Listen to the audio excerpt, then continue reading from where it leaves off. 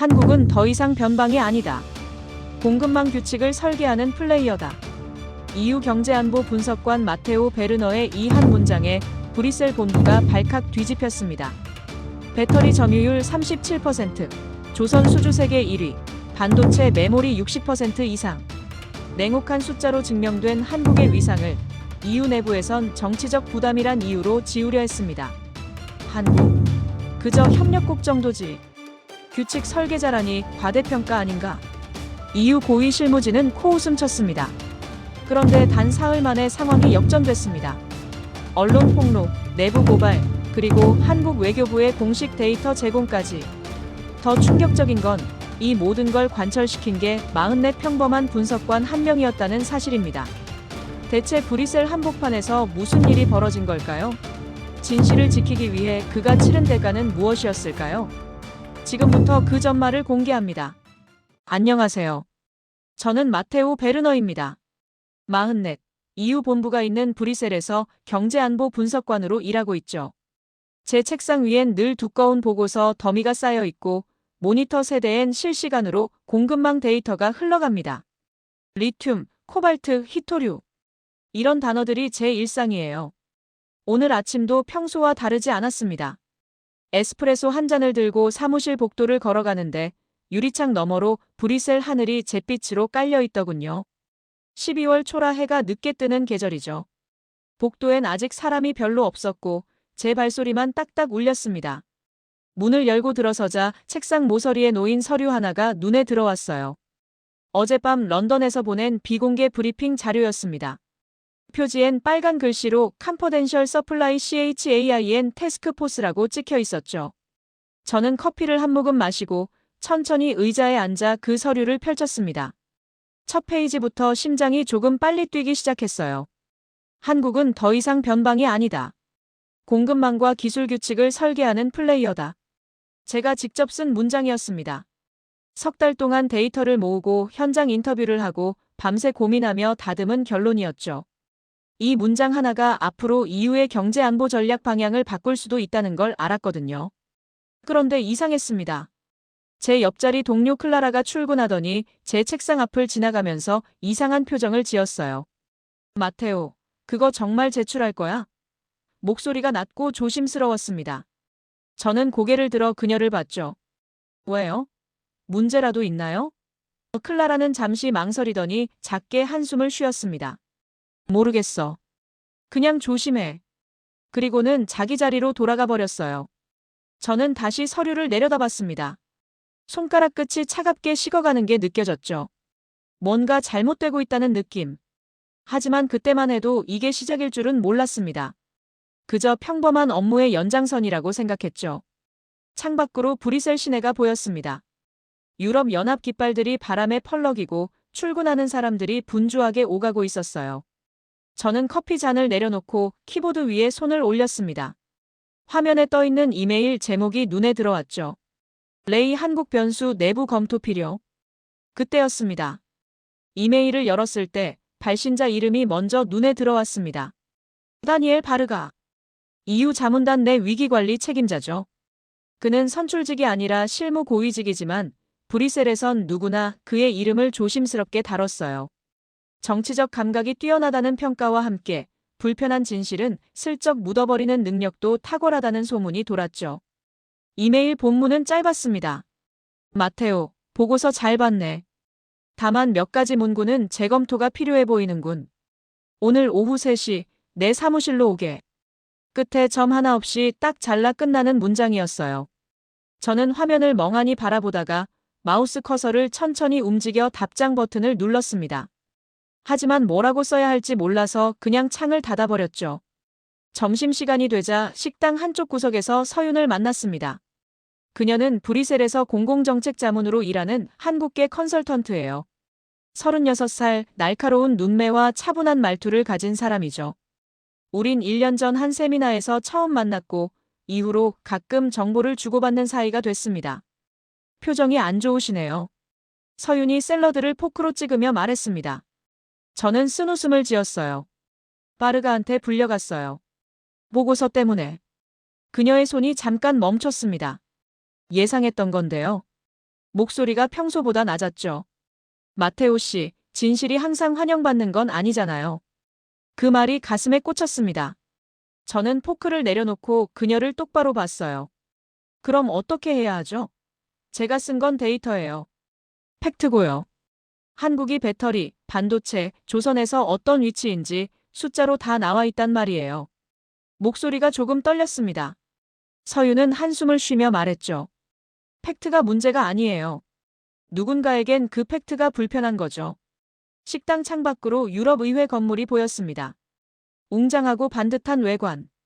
하지만 그 안에서 오가는 건 숫자와 논리만이 아니라는 걸 저도 이제 알고 있었어요. 정치, 이해관계, 체면. 그런 것들이 뒤엉켜서 진실을 왜곡하기도 하죠. 마테오 씨. 서윤이 조용히 불렀습니다.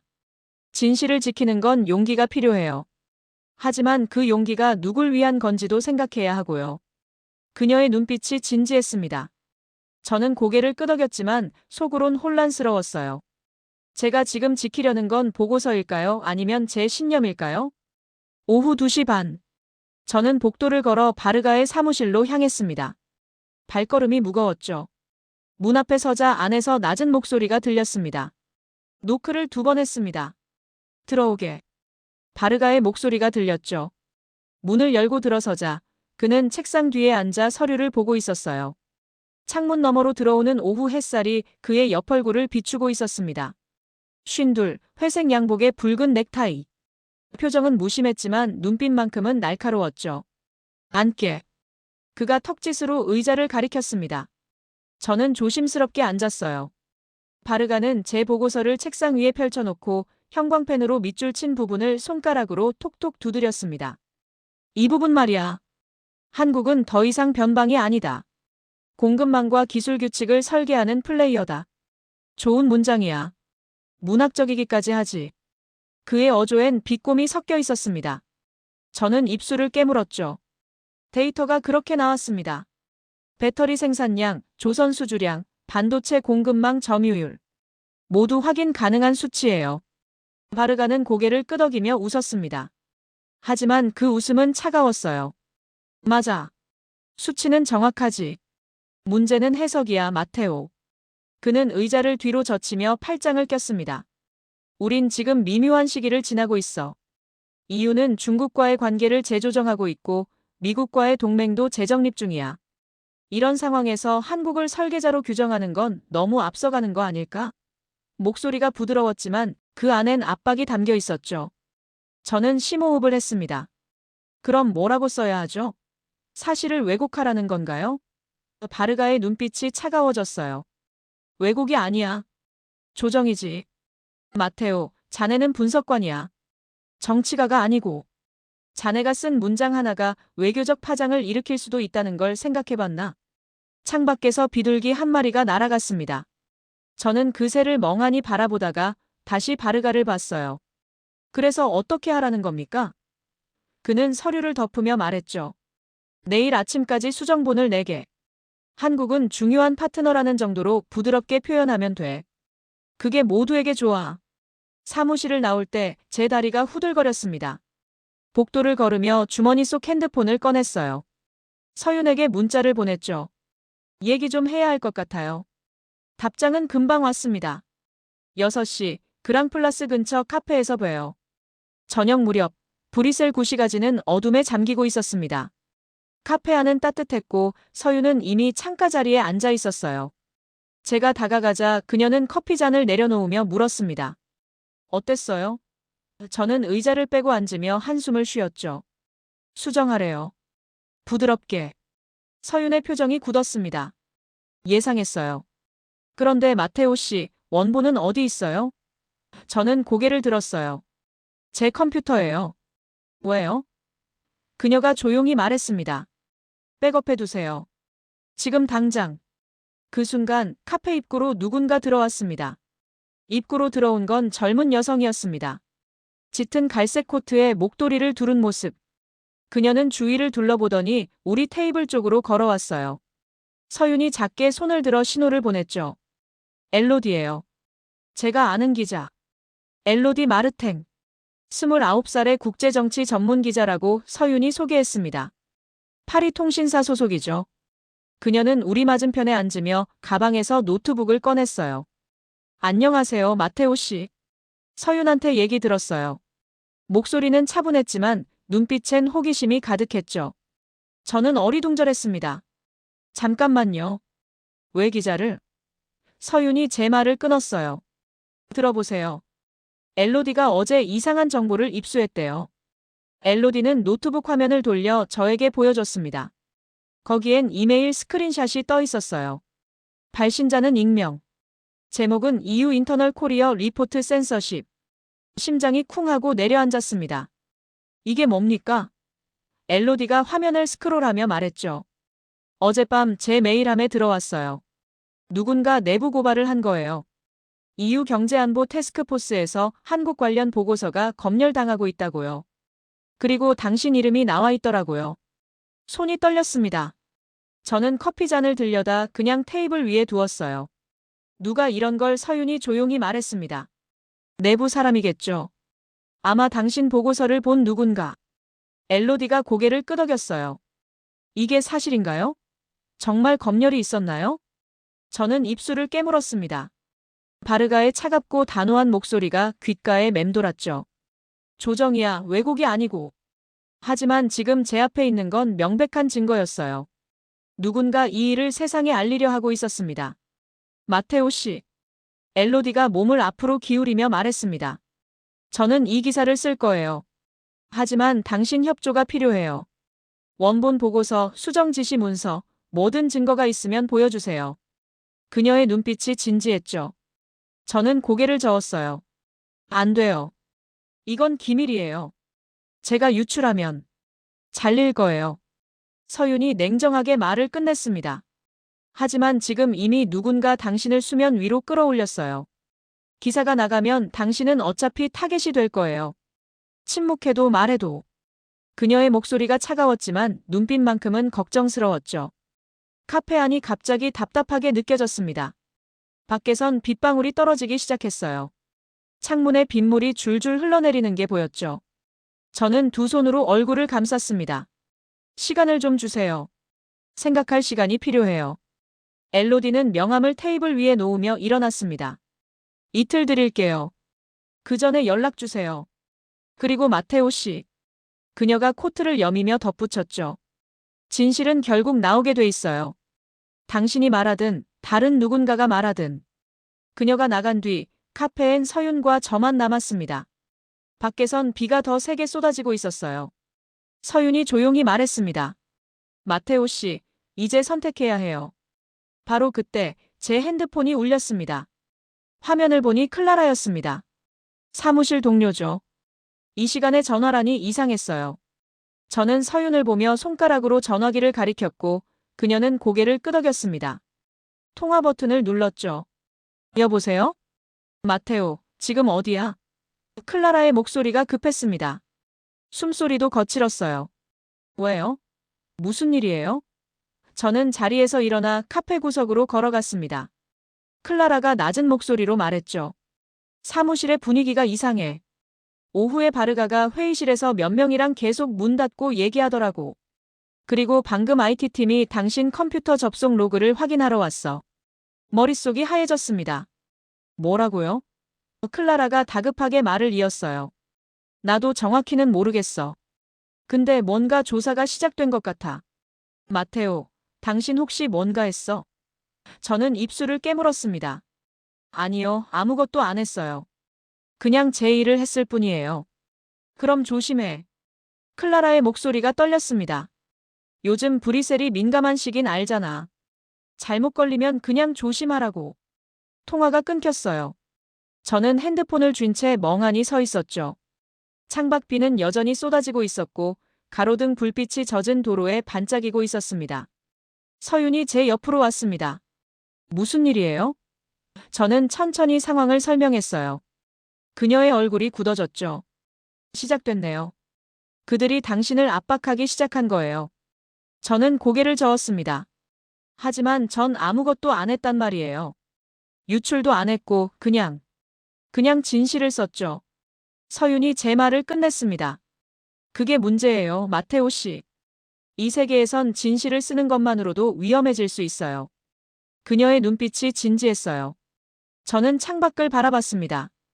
브뤼셀의 밤거리, 우산을 쓴 사람들, 불 켜진 건물들. 평범한 풍경이었지만 지금은 모든 게 낯설게 느껴졌죠. 전 그냥 분석관이에요. 제 목소리가 작아졌습니다. 정치 같은 건 하고 싶지 않았어요. 데이터를 보고 팩트를 쓰고 보고서를 제출하는 게 제 일이었죠. 근데 이제 말을 잇지 못했습니다. 서윤이 제 어깨에 손을 올렸어요. 지금은 선택해야 할 때예요. 물러설 건가요? 아니면 맞설 건가요? 저는 그녀를 봤습니다. 맞선다는 게 뭔데요? 전 증거도 없어요. 바르가는 공식적으론 아무것도 안 했어요. 그냥 조정을 요청했을 뿐이죠. 제가 뭘 할 수 있겠어요? 서윤이 한숨을 쉬었습니다. 원본을 지키세요. 그게 시작이에요. 그리고 엘로디한테 연락하세요. 기자요? 저는 고개를 저었어요. 그럼 정말 끝이에요. 제 커리어가 끝나는 거죠. 서윤의 눈빛이 날카로워졌습니다. 이미 시작됐어요, 마테오 씨. 당신이 선택하지 않아도 상황은 굴러가고 있어요. 누군가 이미 불을 질렀단 말이에요. 저는 주머니에서 핸드폰을 꺼내 엘로디의 명함을 바라봤습니다. 손이 떨렸어요. 전화를 걸어야 할까요? 아니면 내일 아침 바르가가 원하는 대로 수정본을 제출해야 할까요? 머릿속이 복잡했습니다. 그때 핸드폰에 또 메시지가 왔습니다. 메시지는 모르는 번호였습니다. 내용을 보는 순간 등골이 서늘해졌어요. 당신 보고서 내일 워킹그룹 회의에 올라갑니다. 준비하세요. 그게 전부였죠. 발신자도 서명도 없었습니다. 저는 화면을 서윤에게 보여줬어요. 그녀의 눈빛이 변했습니다. 누군가 당신 편이에요. 내부에서. 저는 고개를 저었죠. 아니면 함정일 수도 있잖아요. 서윤이 제 눈을 똑바로 봤습니다. 마테오 씨, 이제 더 이상 망설일 시간이 없어요. 내일이면 이 일은 공식 테이블에 오르는 거예요. 당신이 준비되지 않으면 그들이 원하는 대로 흘러갈 겁니다. 저는 의자에 주저앉았습니다. 카페 안 따뜻한 공기가 갑자기 답답하게 느껴졌어요. 밖에선 비가 계속 내리고 있었고 사람들은 우산을 쓴 채 빠르게 지나갔죠. 평범한 저녁 풍경. 하지만 제 세계는 무너지고 있었습니다. 좋아요. 제 목소리가 나왔습니다. 생각보다 단호했죠. 하겠어요. 근데 혼자선 못해요. 서윤이 고개를 끄덕이며 자리에 앉았어요. 당연하죠. 제가 도울게요. 그녀가 노트를 꺼내며 말했습니다. 먼저 원본 보고서를 안전하게 백업해야 해요. 개인 클라우드, USB 뭐든 좋으니까 여러 곳에 저장하세요. 그리고 수정 지시를 받은 증거, 이메일, 메모 다 모아두세요. 저는 고개를 끄덕였습니다. 그 다음엔요? 서윤이 펜으로 종이에 뭔가 적으며 말했죠. 증언자가 필요해요. 당신 말만으론 약해요. 같은 팀에서 일한 사람, 보고서 작성 과정을 아는 사람. 누가 있나요? 저는 잠시 생각했습니다. 클라라요. 그리고 런던 브리핑에 참석했던 분석관 2명 정도. 연락할 수 있어요? 서윤이 물었습니다. 저는 망설였어요. 할 수 있을 것 같긴 한데 그 사람들도 위험해질 텐데요. 서윤이 펜을 내려놓으며 말했습니다. 그건 그들이 선택할 몫이에요. 당신은 그냥 사실을 물어보는 거예요. 강요하지 마시고요. 밖에서 교회 종소리가 들렸습니다. 8시였죠. 저는 핸드폰을 들고 일어났어요. 지금 가서 원본부터 백업할게요. 사무실 들러야 해요. 서윤이 제 팔을 붙잡았습니다. 혼자 가지 마세요. IT팀이 당신 컴퓨터 확인했다며? 지금 가면 감시당할 수도 있어요. 저는 멈춰섰습니다. 그럼 어떻게 해요? 서윤이 가방에서 작은 USB를 꺼냈어요. 이거 가지고 가세요. 최대한 자연스럽게 행동하고 파일 복사하는데 30초 안에 끝내세요. CCTV 위치 아시죠? 저는 고개를 끄덕였습니다. 사무실 구조는 눈 감고도 그릴 수 있었죠. 카페를 나서자 찬 빗물이 얼굴에 튀었습니다. 우산도 없었지만 상관없었어요. 저는 서윤과 함께 지하철역으로 걸어갔습니다. 그녀가 말했죠. 마테오 씨, 돌아올 수 없는 강을 건너는 거예요. 괜찮으시겠어요? 저는 잠시 멈춰서 브뤼셀 야경을 바라봤습니다. EU 본부 건물의 불빛이 비에 젖어 흐릿하게 빛나고 있었어요. 저는 깊게 숨을 들이쉬었습니다. 이미 건넜어요. 지하철을 타고 사무실로 향하는 동안 서윤이 옆자리에 앉아 조용히 말했습니다. 마테오 씨, 혹시 한국에 가본 적 있으세요? 갑작스러운 질문이었죠. 저는 고개를 끄덕였어요. 네, 3년 전에요. 서울이랑 부산 갔었어요. 반도체 공장 현장 조사 때문에요. 그녀가 작게 웃었습니다. 어땠어요? 저는 창밖을 보며 기억을 떠올렸죠. 놀라웠어요. 다들 빠르게 움직이고 밤늦게까지 일하고. 근데 그게 단순히 부지런한 게 아니라 뭔가 증명하려는 것 같았어요. 우린 할 수 있다는 걸요. 서윤이 조용히 고개를 끄덕였습니다. 제 부모님 세대 얘기예요. 그녀가 말을 이었어요. 1989년생, 1996년생. 전쟁 이후에 태어난 사람들이죠. 아무것도 없는 나라에서 자랐어요. 근데 지금은 그녀의 목소리가 잠시 멈췄습니다. 지금도 여전히 증명해야 한다고 생각하는 것 같아요. 인정받아야 한다고요. 지하철이 덜컹거렸습니다. 저는 그녀를 봤어요. 그래서 이 일이 중요한 거예요? 서윤이 고개를 끄덕였죠. 마테오 씨가 쓴 문장, 한국은 더 이상 변방이 아니다.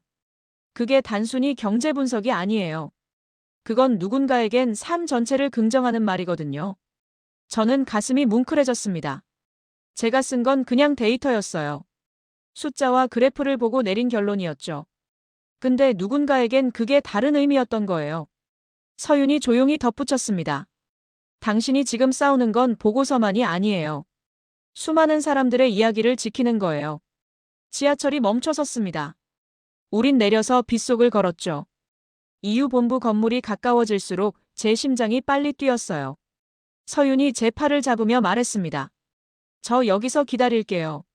15분 안에 안 나오시면 전화할게요. 저는 고개를 끄덕이고 건물로 들어갔습니다. 로비는 한산했어요. 야간 경비원이 책상에 앉아 모니터를 보고 있었죠. 저는 아이디 카드를 찍고 엘리베이터를 탔습니다.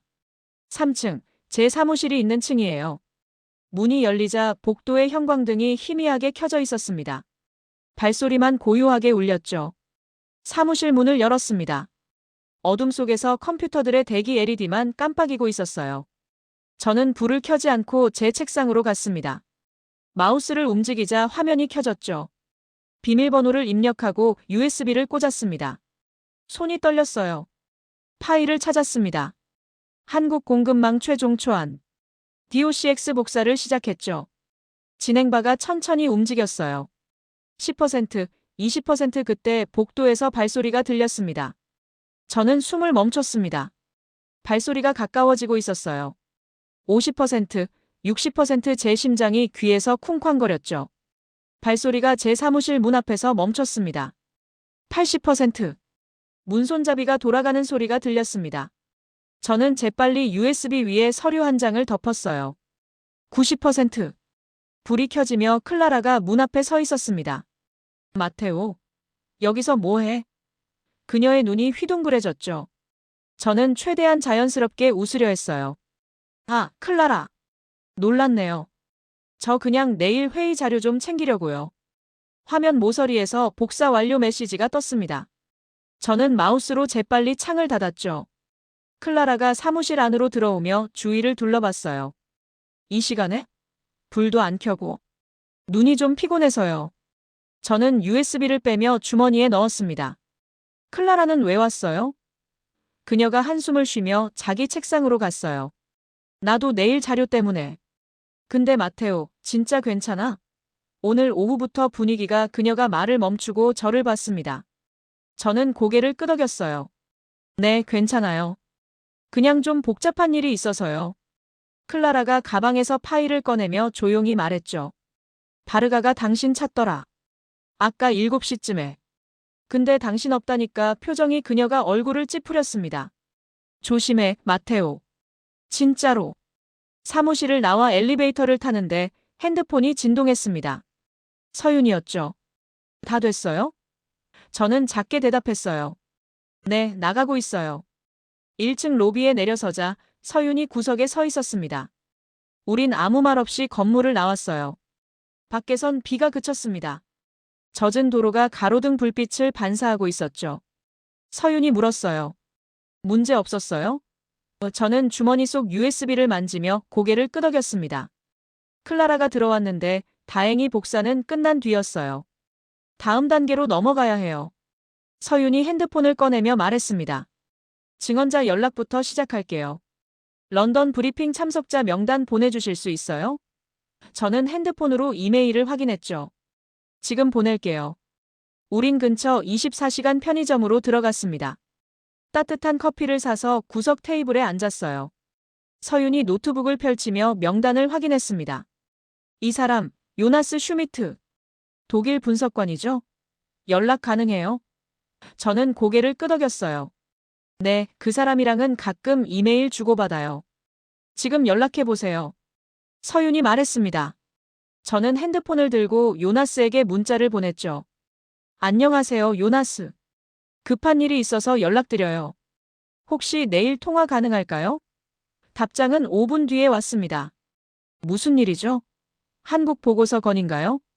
심장이 쿵했습니다. 요나스도 알고 있었어요. 저는 서윤을 받고 그녀가 고개를 끄덕였죠. 저는 답장을 보냈습니다. 네, 맞아요. 이야기 좀 나눠야 할 것 같아서요. 요나스의 답장이 바로 왔어요. 내일 아침 8시 화상으로 연결해요. 조심하세요, 마테오. 서윤이 화면을 보더니 만족스러운 표정을 지었습니다. 좋아요. 한 명 확보했어요. 더 필요해요. 저는 명단을 다시 봤죠. 엠마 톰슨. 영국 무역 전문가예요. 그녀도 브리핑에 있었고요. 다음 2시간 동안 우린 연락을 계속했습니다. 엠마는 조심스럽게 동의했고 프랑스 쪽 분석관 한 명은 거절했죠. 죄송해요, 마테오. 지금 제 상황이 이해했습니다. 모두가 위험을 감수할 순 없으니까요. 자정이 넘어서야 우린 편의점을 나왔습니다. 서윤이 피곤한 얼굴로 말했어요. 이제 엘로디한테 연락해야 해요. 내일 워킹그룹 회의 전에 기사 준비를 시작해야죠. 저는 하늘을 올려다봤습니다. 구름 사이로 별 몇 개가 보였어요. 다음 날 아침 7시, 저는 집 책상 앞에 앉아 있었습니다. 노트북 화면엔 요나스의 얼굴이 떠 있었죠. 그는 베를린 자택에서 접속한 것 같았어요. 배경으로 책장이 보였습니다. 마테오, 솔직히 말할게요. 요나스가 입을 열었습니다. 런던 브리핑 때 당신 발표 들었어요. 데이터는 완벽했죠. 근데 그 뒤로 보고서가 어떻게 바뀌었는지도 알아요. 제게도 조정 요청이 왔거든요. 심장이 뛰었습니다. 당신도요? 요나스가 고개를 끄덕였어요. 제 파트는 중국 공급망 부분이었는데 한국 섹션이랑 연결되는 문구를 빼래요. 상호 의존성이란 단어를 쓰지 말래요. 그의 목소리가 낮아졌죠. 이건 분석이 아니에요, 마테오. 정치예요.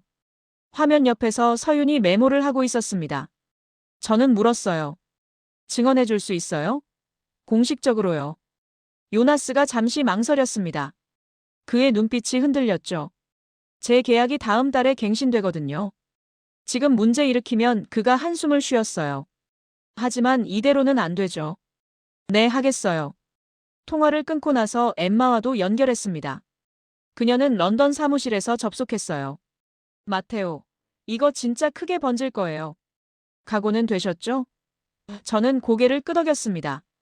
네, 알아요. 엠마가 화면 너머로 서류를 들어 보였어요. 저도 증거 있어요. 수정 지시 이메일이요. 필요하면 제출할게요. 9시 엘로디가 카페에서 우릴 기다리고 있었습니다. 그녀는 노트북과 녹음기를 준비해뒀죠.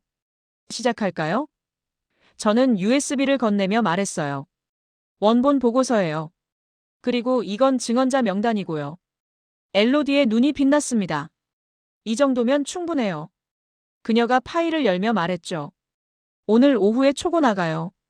제목은 EU 내부 검열 논란, 한국 보고서, 수정 강요 의혹으로 갈 거예요.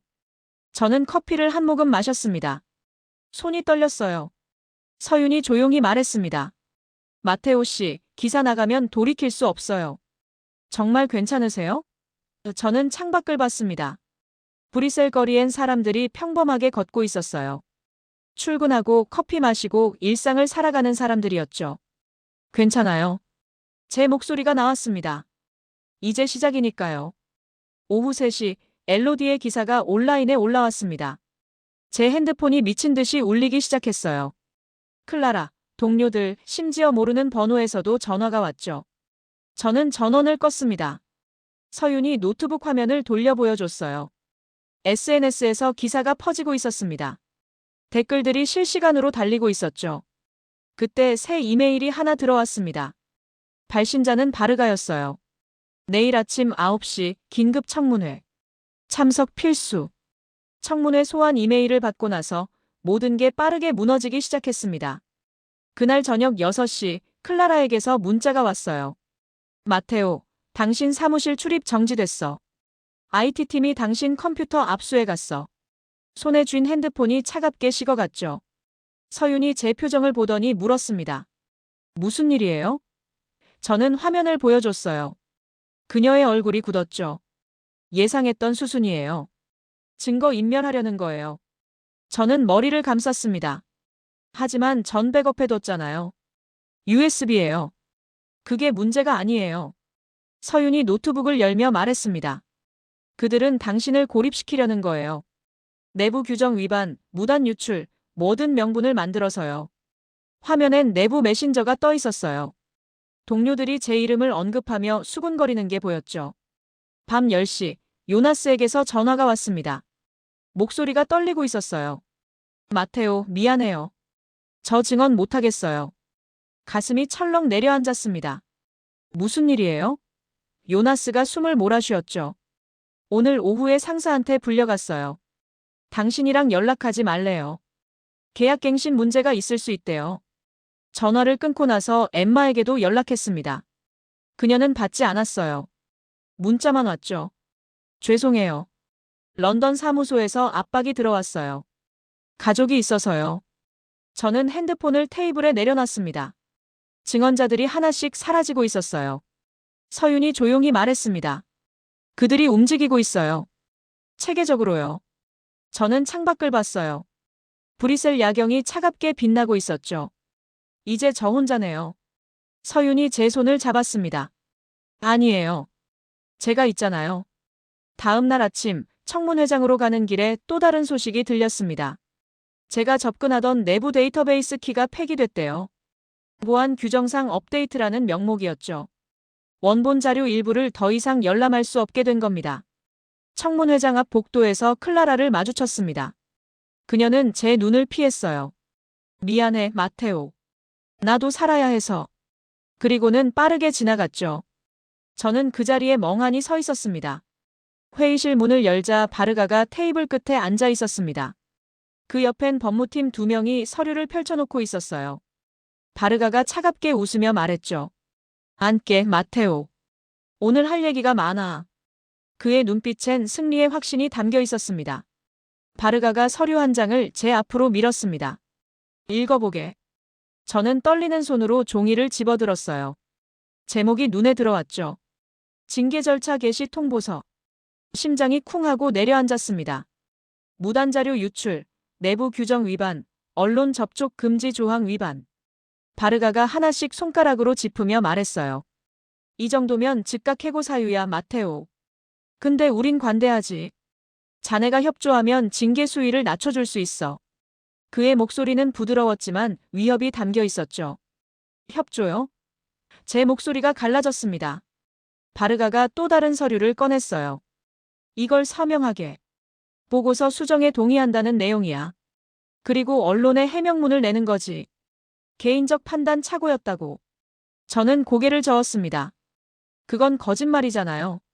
바르가의 표정이 굳어졌어요. 거짓말? 마테오, 자네 증거가 뭐가 있나? 증언자들은 다 철회했어. 데이터베이스 접근도 막혔고.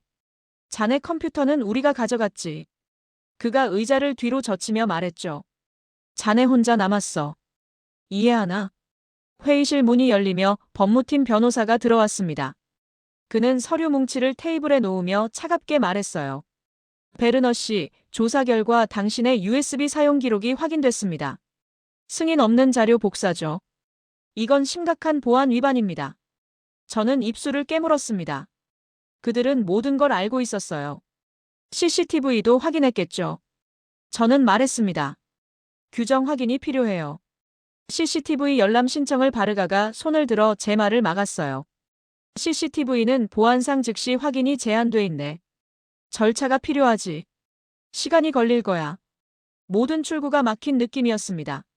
저는 주머니에서 핸드폰을 꺼내려 했어요. 변호사랑 상담을 법무팀이 차단했죠. 회의 중엔 통신기기 사용이 금지됩니다. 바르가가 일어서며 창밖을 바라봤습니다. 마테오, 자네 아직 젊어. 경력도 괜찮고. 이 한 번으로 모든 걸 망칠 건가? 가족은 생각 안 해?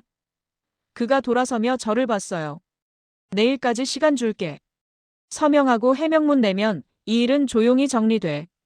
거부하면 그가 징계서를 톡톡 두드렸습니다. 회의실을 나와 복도를 걸을 때 다리에 힘이 풀렸습니다. 벽에 기대서자 식은땀이 등을 타고 흘러내렸어요. 핸드폰을 꺼내 서윤에게 전화했죠. 다 끝났어요. 목소리가 떨렸습니다. 어디 있어요? 서윤이 급하게 물었습니다. 지금 갈게요. 저는 바닥에 주저앉았습니다.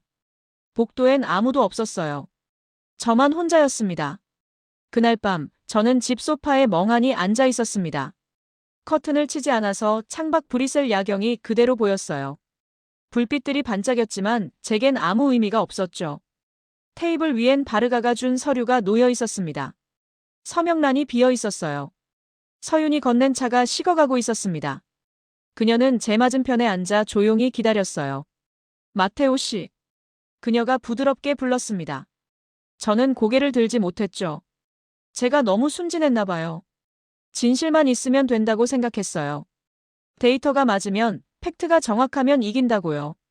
틀린 생각은 아니에요. 서윤이 말했습니다. 저는 쓴웃음을 지었어요. 근데 졌잖아요. 완벽하게요. 증언자도 없고 증거도 막혔고 이제 제 커리어도 끝이에요. 목소리가 갈라졌습니다. 서윤은 아무 말도 하지 않았어요. 저는 창밖을 바라봤습니다. 아버지가 말씀하셨어요. 분석관은 정치하지 말라고. 그냥 숫자나 보고 보고서나 쓰래요. 근데 전 손으로 얼굴을 감쌌죠. 전 뭘 증명하려고 했던 걸까요? 제가 옳다는 걸? 한국이 중요하다는 걸? 그게 뭐가 중요한데요? 서윤이 차를 한 모금 마시며 조용히 말했습니다. 제 어머니 얘기해드릴게요. 1963년생이에요. 어렸을 때 보릿고개를 겪으셨대요. 배고파서 풀뿌리 캐먹었다고 하시더라고요. 그녀의 목소리가 잠시 멈췄습니다. 그분이 지금 서울에서 사세요. 아파트 30층에서 한강 보면서요. 저는 그녀를 봤어요. 서윤이 계속 말했죠. 어머니가 가끔 우세요. 아무 이유 없이요. 제가 물어보면 그냥 감사해서래요. 이렇게 살 수 있어서, 이렇게 먹을 수 있어서, 이렇게 인정받을 수 있어서. 그녀의 눈이 촉촉해졌습니다. 마테오 씨가 쓴 그 문장, 더 이상 변방이 아니다. 그게 우리 어머니 같은 분들한테는 평생의 증명이에요. 가슴이 먹먹해졌습니다. 저는 테이블 위 서류를 내려다봤어요. 서명만 하면 끝이에요. 제 일상으로 돌아갈 수 있죠. 아니, 돌아갈 수 있을까요? 이미 모든 게 달라져 버렸는데요. 전 겁이 나요. 제 목소리가 떨렸습니다. 서명 안 하면 전 끝이에요. 일자리도 없고 경력도 끝나고. 근데 서명하면 말을 잇지 못했죠. 서윤이 조용히 말했습니다. 서명하면 당신 자신이 끝나는 거예요. 핸드폰이 울렸습니다. 모르는 번호였어요. 저는 받지 않으려다가 그냥 받았습니다. 여보세요? 낯선 남자 목소리가 들렸어요. 마테오 베르너 씨죠? 저는 한국 외교부에서 일하는 사람입니다. 심장이 뛰었습니다. 조현 장관님께서 당신과 통화하고 싶어 하십니다. 남자가 말했습니다. 저는 서윤을 봤어요. 그녀도 놀란 표정이었죠. 잠시 후 전화기 너머로 차분하고 무게감 있는 목소리가 들렸습니다. 베르너 분석관, 저는 조현입니다. 저는 곧게 앉았습니다. 대한민국 외교부 장관이에요. 장관님, 제 목소리가 떨렸죠. 조현 장관이 말을 이었습니다. 당신이 작성한 보고서에 대해 들었습니다. 그리고 지금 처한 상황도 알고 있어요. 그의 어조는 조심스러웠지만 단호했죠. 저희는 외교적 파장을 원치 않습니다. 장관이 말했어요. 하지만 사실에 기반한 평가를 왜곡하는 것도 원치 않아요. 베르너 씨, 당신이 쓴 건 데이터였습니까? 아니면 정치적 판단이었습니까? 저는 심호흡을 했습니다. 데이터였습니다. 객관적 사실이었어요. 그렇다면 장관의 목소리가 더 명확해졌습니다. 우리가 도울 수 있는 부분이 있습니다. 공식 채널을 통해 사실 확인 자료를 제공할 수 있어요. 배터리 생산량, 반도체 공급망, 조선 수주 데이터. 모두 공개 가능한 수치들이죠. 가슴이 뛰었습니다. 그게 가능한가요?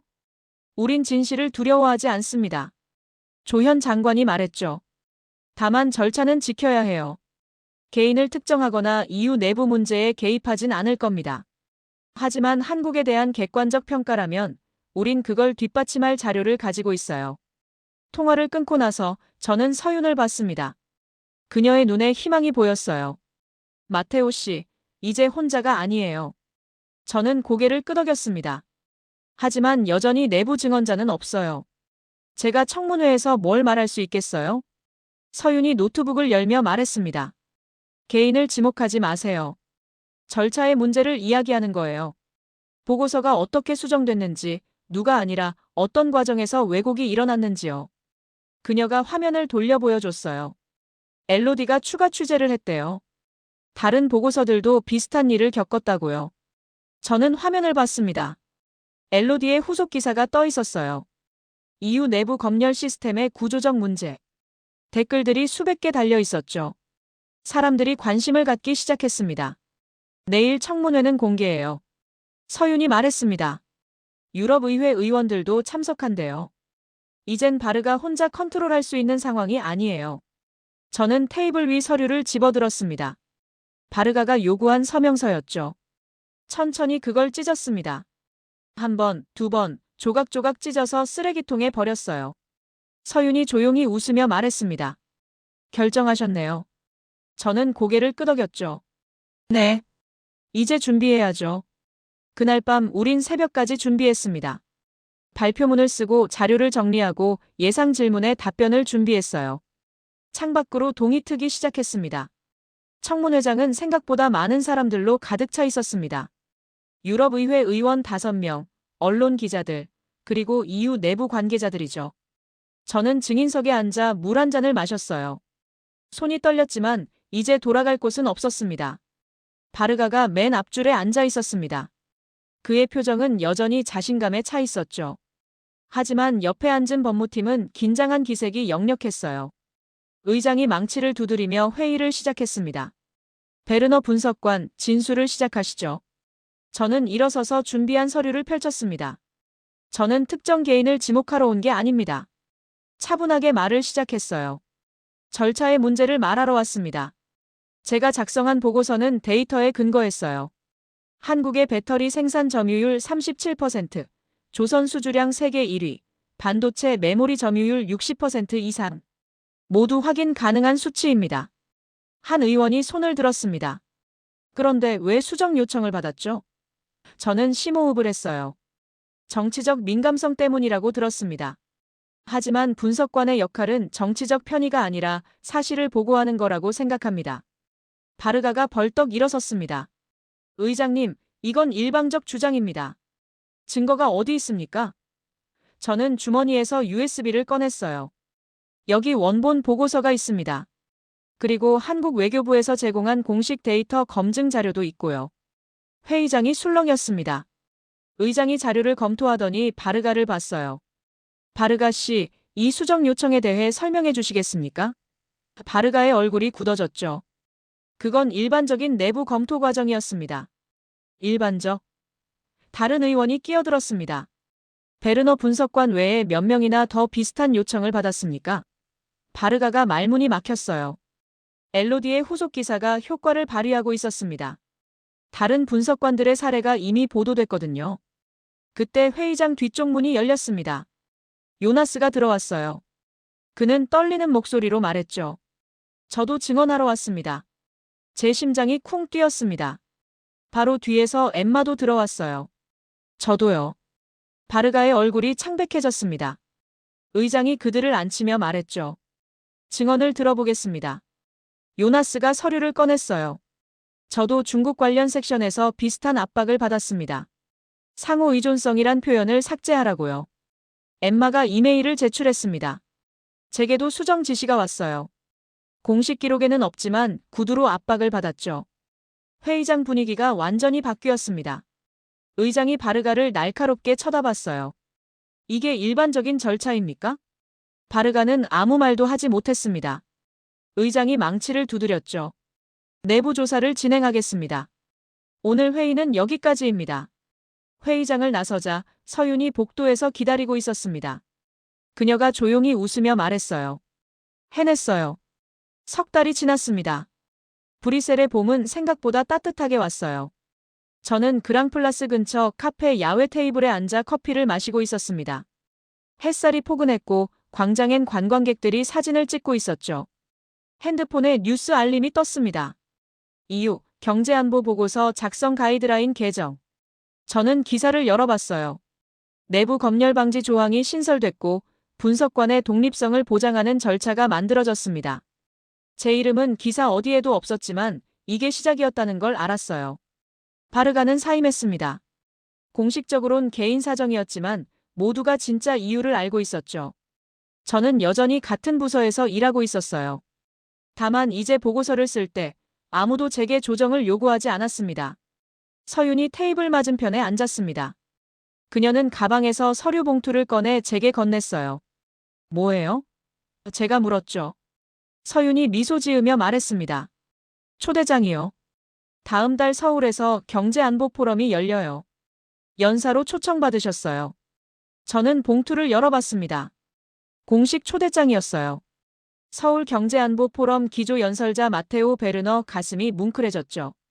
제가 뭘 말해야 할까요? 서윤이 커피를 한 모금 마시며 대답했어요. 당신이 겪은 걸 말하세요. 진실을 지키는 게 왜 중요한지요. 광장 저편에서 엘로디가 손을 흔들며 다가왔습니다. 그녀는 의자를 당겨 앉으며 노트북을 펼쳤어요. 마테오, 인터뷰 기사 나왔어요. 화면엔 제 사진과 함께 기사가 떠 있었죠. 제목은 데이터가 정치를 이긴 날이었습니다. 저는 기사를 읽으며 웃었습니다. 엘로디가 마지막 문단을 가리켰어요. 이 부분 좋아요. 그는 영웅이 되려 한 게 아니었다. 그저 분석관으로서 해야 할 일을 했을 뿐이다. 맞죠? 저는 고개를 끄덕였습니다. 네, 맞아요. 핸드폰이 울렸습니다. 요나스였어요. 화상통화를 켰더니 그가 베를린 사무실에서 웃고 있었죠. 마테오, 축하해. 계약 갱신됐어. 그리고 새 프로젝트 맡았어. 이번엔 아무도 간섭 안 하래. 저는 진심으로 기뻤습니다. 정말 다행이에요. 해가 서쪽으로 기울기 시작했습니다. 브뤼셀 구시가지의 건물들이 황금빛으로 물들고 있었어요. 저는 커피잔을 들어올리며 서윤과 엘로디를 봤습니다. 건배할까요? 서윤이 차를, 엘로디가 주스를 들어올렸죠. 뭐예요? 엘로디가 물었습니다. 저는 잠시 생각했어요. 진실해요. 그리고 그걸 지키려 했던 모든 사람들에게요. 잔이 부딪히는 소리가 경쾌하게 울렸습니다. 집으로 돌아가는 길에 제 사무실 앞을 지나갔습니다. 불이 켜진 창문 너머로 동료들이 일하는 모습이 보였어요. 클라라가 저를 보더니 손을 흔들었죠. 저도 손을 흔들어 답했습니다. 모든 게 용서된 건 아니지만 이해는 됐어요. 책상 위엔 새 보고서가 기다리고 있었습니다. 이번엔 아프리카 광물 공급망에 관한 거였죠. 저는 의자에 앉아 컴퓨터를 켰어요. 화면에 빈 문서가 떴습니다. 커서가 깜빡이고 있었습니다. 저는 키보드 위에 손을 올렸어요. 그리고 타이핑을 시작했습니다. 진실을, 데이터를, 제가 본 것을요. 두려움 없이요.